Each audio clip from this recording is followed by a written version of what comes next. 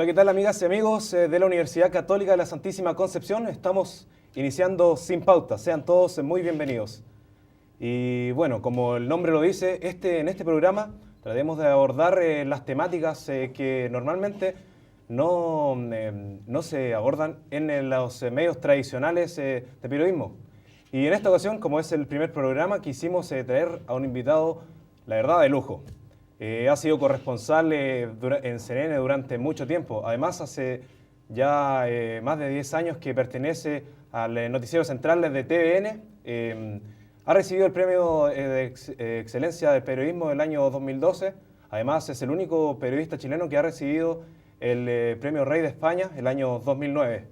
Estamos hablando de Amaro Gómez Pablos, a quien le damos, por supuesto, una calurosa bienvenida. ¿Qué tal, Amaro? Muchísimas gracias. ¿Qué tal? ¿Cómo estás, Ignacio? Muy bien. Encantado de estar acá. Celebro además también el hecho de que la universidad tenga un espacio en el que precisamente aborda las temáticas que nosotros, el establishment o los tradicionales, como decías tú en la introducción, a veces, ¿verdad?, no abordamos. Amaro, bueno, podríamos hablar de tantas cosas, pero la verdad, la importancia de tenerte aquí y tú que quizás lo ves más global, el tema del periodismo. ¿Crees tú que el periodismo está en crisis acá en Chile? Es relativo. Habría que definir qué tipo de periodismo y qué situación de crisis o qué identificas como crisis. Yo creo que efectivamente hay desafíos. Creo que hay extraordinario periodismo. Hay una gran suerte en algo que se está dando cada vez más con la democratización, yo lo llamo, ¿verdad?, de la tecnología. ¿Qué es lo que ocurre? Que cada vez las cámaras, por ejemplo, son más baratas. Los instrumentos para poder comunicarse, expresarse, canalizar los mensajes son cada vez más asequibles. ¿Eso qué implica? Que tenemos, ¿verdad?, outlets, tenemos, ¿verdad?, sistemas de comunicación que ya no guardan relación con los tradicionales. No es Canal 13, no es la radio convencional, pueden haber, ¿verdad?, radios que son comunitarias, pueden haber también el celular en sí. Es una herramienta y un canal de comunicación y una red que se puede establecer que es notable. A lo que voy es, ahí hay un tipo de periodismo emergente que es notable. Si hay una diferencia entre tú y yo, que creo que es gigantesca en términos formativos, es que cuando yo fui a la Universidad de Ignacio, a mí me pasó una cosa muy distinta a ti. Yo estaba pensando en dónde iba a trabajar, qué me iba a emplear. Tú no. Tú, gracias a estas tecnologías, tú lo que puedes hacer es crear tu propio medio. Eso no era algo que yo podía hacer. Y es una virtud que tienes tú. ¿Y qué significa eso? Que yo el día de mañana, como simple ciudadano, puedo también leer tu periodismo. Y ahí puede haber un periodismo de excelencia. Entonces habría que definir crisis. Quizá, ¿verdad?, los que estamos en crisis somos los que somos tradicionales. Claro. ¿Y por qué? Y solamente, ¿verdad?, añado una cosa. ¿Por qué? Porque quizá la comercialización es una exigencia excesiva en nuestro periodismo, el rating. Respecto a Amaro, la gente cada vez tiene más acceso a distinta información y ustedes, tú en tu calidad de rostro, cada vez está siendo más cuestionado de acuerdo a las informaciones que has entregado. ¿Crees que quizás el periodismo ciudadano podría de alguna manera comerse el periodismo tradicional? No, yo creo que van de la mano y creo que el periodismo tradicional tiene que ser también periodismo ciudadano. No siento, ¿verdad?, que haya sido cuestionado en ese alcance. Yo creo que uno lo que... No sé a qué te refieres en ese aspecto. Es decir, yo creo que uno se nutre del periodismo ciudadano. Yo llevo, más o menos unos 25 años o 30 años ya ejerciendo el periodismo. Evidentemente hay momentos en los que se cometen errores, pero yo creo que al margen, creo que lo que uno hace es trata de bailar y hacer una coreografía con los instrumentos de navegación que uno tenga. Y esos instrumentos hoy en día son las redes sociales, por ejemplo, y son infinitos canales que también han emergido en esta suerte de aldea global. Y creo que esa es una gran bondad. No lo veo como algo necesariamente disonante, competitivo, aniquilante. No. Perfecto. Amaro, bueno, y tú con la experiencia que tienes también en cuanto a medios internacionales, ¿cierto? Has recorrido el mundo gracias al periodismo. ¿Cómo evaluarías tú personalmente la televisión, que es el área donde más destacas? ¿Cómo evaluarías tú la televisión, el periodismo televisivo chileno en comparación al global? ¿Estamos a la par o quizás nos faltan muchas cosas? No, ahí no estamos a la par. En general estamos, yo diría que bastante mal, cojeando, porque estamos La televisión en Chile es un reflejo de lo que está ocurriendo en el país. Y lo que está ocurriendo en el país es que el valor supremo es el mercado. Y está bien, nadie, ¿verdad?, está en contra del mercado, en contra, ¿verdad?, absoluto del lucro, porque evidentemente tiene que haber una cierta dinámica dentro del mercado y el lucro es uno de los móviles. Pero lo que ocurre, ¿verdad?, en prensa y lo que ocurre en general en la televisión es que hemos perdido completamente nuestros nortes, a mi juicio, nuestra brújula. ¿Por qué?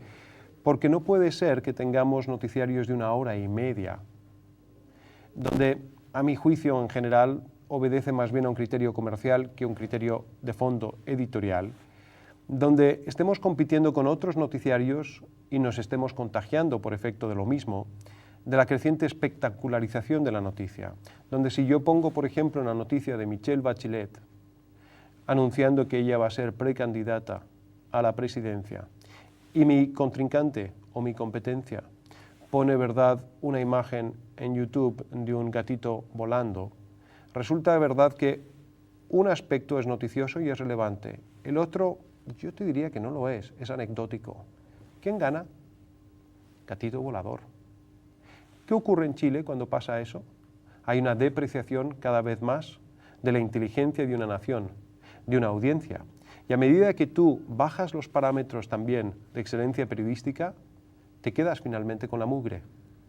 Y es muy difícil después elevar los parámetros. Y es muy peligroso, porque además lo que estás haciendo es depreciando tu periodismo.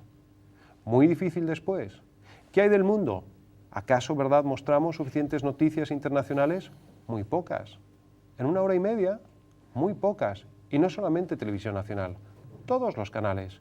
¿Por qué somos tan ombliguistas? ¿O pensamos que el mundo es solamente relevante en la medida que haya un chileno involucrado? No, no es así. Y el resto del mundo tampoco ejerce sus cánones de esa manera. Colombia, yo me aventuraría a decir, conozco los periodistas, conozco los noticiarios allá, Colombia podría tener un montón de noticias, ¿o no? Sí. Tienen guerrilla, tienen narcotráfico, tienen la misma situación delictual que nosotros, etcétera, y sin embargo, cuando hay protestas estudiantiles, las cubren. Cuando hay protestas estudiantiles en Colombia, Chile, ¿las cubre? Claro que no. Amaro, ¿crees tú entonces que es culpa de la audiencia o crees que es culpa de nosotros los periodistas este problema? Yo creo que es culpa de un régimen donde nosotros los periodistas hemos hecho poco por dignificar nuestra profesión y creo que hemos cedido demasiado, ¿verdad?, al mercado. Los periodistas no somos los únicos responsables, creo que hay evidentemente toda una cúpula de directores, de gente responsable a nivel gerencial que llevan los canales y que creo que ellos debieran ejercer una responsabilidad social mucho mayor, porque finalmente hay una cosa también muy importante en la televisión, sobre todo en la televisión abierta. Esa onda electromagnética por la que viaja la señal es tuya como ciudadano. Y tú puedes exigir además también mayores y mejores contenidos. Porque en un país donde el libro es caro, la educación muchas veces depende de la televisión que tú también puedas tener. Y la televisión cumple una labor formativa, pero en ausencia de una labor formativa o informativa, puede ser deformativa. Y finalmente, cuando tú deprecias la inteligencia de un país, es grave, es mucho más grave que el precio del cobre, porque tu capital más importante en un país es justamente esto a nivel ciudadano. Amaro, y tú que igual tienes que liderar un equipo de lunes a viernes, ¿cómo podrías tú describirme o quizás analizar un poco el hecho de que quizás en tu caso tu sueldo puede ser muy alto, pero hay también periodistas, o no solo que trabajan contigo, pero quizás en otros lados que también no ganan lo suficiente quizás hasta para vivir? No es tan extremo la situación que vivimos en Televisión Nacional como la que acabas de representar, por fortuna. Aún así, y bien dicho, efectivamente se reflejan las disparidades. Esto se observa en general, y no digo que por eso, ¿verdad?, sea positivo, en general se da en los canales a nivel internacional también. Pero mira, el tema de fondo no es solamente, ¿verdad?, lo que pueda darse en un departamento de prensa X a nivel Chile, sino el tema de fondo es a nivel nacional, efectivamente, qué es lo que nos pasa en términos de las disparidades grandes que hay. Yo te diría una cosa, te voy a confesar que efectivamente yo he hablado este tema con otros conductores también. Y parte de una preocupación colectiva y común de poder efectivamente, ¿verdad?, subir las condiciones para todos, porque finalmente el hecho de que el vecino esté bien redundará en que yo también esté mejor, y porque finalmente además somos comunidad, y porque tales disparidades no son admisibles. Y en eso estoy absolutamente contigo. Es una realidad con la que uno tiene que lidiar, es una realidad incómoda, es una realidad que se ha representado, y es interesante que se represente desde el punto de vista no de quien está sufriendo las consecuencias, sino de quien está gozando los beneficios. Porque creo que es importante actuar en conciencia, y no es justo. Tampoco es justo, por ejemplo, tú sabes, el periodismo satisface una necesidad, así como el doctor o el médico satisface también una necesidad, el ingeniero también la satisface. ¿Por qué entonces será que el periodista merece realmente ganar poco? Es un problema a nivel latinoamericano, creo que es un problema en Chile también mayor. En general los sueldos son paupérrimos, en general. A nivel país estoy hablando. Estás hablando de que el 80% del país recibe menos de 500.000 pesos al mes. Y en las condiciones, ¿verdad?, del periodismo yo creo que es lamentable porque se invierte en una carrera que no es barata y donde además estás desvirtuando algo que es elemental en una sociedad, el diálogo. Tu calidad del diálogo dependerá también de la calidad del periodismo que tú finalmente tienes. Y si tú le pagas mal a un periodista, tendrás malos periodistas también. Y eso es lamentable. O si no, tendrás a periodistas esquizofrénicos o que tratan de armoniosamente manejar la esquizofrenia, de por un lado hacer periodismo corporativo, si se puede llamar periodismo, y por otro lado, ¿verdad?, ese periodismo independiente en algún medio de comunicación. Es una situación y es una realidad con la cual hay que lidiar. Amaro, y tú, recorres también Chile dictando las charlas como las que acabas de dictar acá para la Universidad Católica de Concepción, pero tu opinión en cuanto a las formaciones que están recibiendo los periodistas chilenos, ¿cuál es? La verdad es que yo no recorro el país haciendo charlas, lo hago poco porque escasea el tiempo y lo hice con gusto en esta ocasión porque se dio la oportunidad, porque me pareció interesante y porque además también es una posibilidad de conocer justamente este tipo de espacio y ver qué es lo que está ocurriendo. A mí me parece que es un privilegio el poder efectivamente sostener un diálogo donde yo pueda no solamente hablar, sino al mismo tiempo escuchar y ser interpelado y ser criticado también. Me parece súper valioso. Lo otro o lo contrario es simplemente mirarse al espejo de una manera bastante pretenciosa. Y creo que lo interesante de la formación es que en la medida que se recuerde que tú en estos momentos eres tu propio empleador, tanto mejor. Porque el buen periodismo hoy en día, sobre todo con las herramientas de las que dispones, en esta nueva generación, con estas nuevas tecnologías, depende mucho más de ti. Pero ojo con las tecnologías son importantes, pero te diría que hay algo que es crucial y que no te da la tecnología es una herramienta, es esto, es tu formación intelectual. Tú también tienes que tener una formación intelectual impecable y ojalá dentro de esa formación intelectual que implica mucha lectura para poder cultivar tu materia prima, que es la palabra, que es finalmente tu vehículo de expresión, además, procurar hacerte con el inglés. Es inadmisible que un profesional hoy, un periodista, no sepa inglés. Porque es un idioma común en esta aldea global y al no saberlo te estás perdiendo una cantidad de información que desmerece a tu propia audiencia, que finalmente no la va a obtener. Por eso es crítico y es clave. Y yo sé que ese es un aspecto que por aquí, por ejemplo, ¿verdad?, cojea. Y que ustedes debieran procurarse, porque es importante también uno no solamente demandar de la universidad, sino uno también tratar de procurarse esa mejor educación siempre. Amaro, pasando también quizá a la última pregunta ya, tú que trabajas en Santiago, también puedes ver los noticieros que TVN tienen en distintas regiones. Por ejemplo, cuando llueve en Santiago, quizá a los sureños nos da un poco de risa el hecho de cómo cubren aquella información, Pero ¿tú crees que ese problema, ¿a qué responde el hecho de que para lo que para ustedes una lluvia resulta tan noticioso, para nosotros es algo tan insignificante? Responde a básicamente como obra un medio de comunicación. Cuando tú tienes a un tercio de tu población concentrada en un perímetro que está efectivamente sufriendo una noticia, esa noticia probablemente va a ser portada.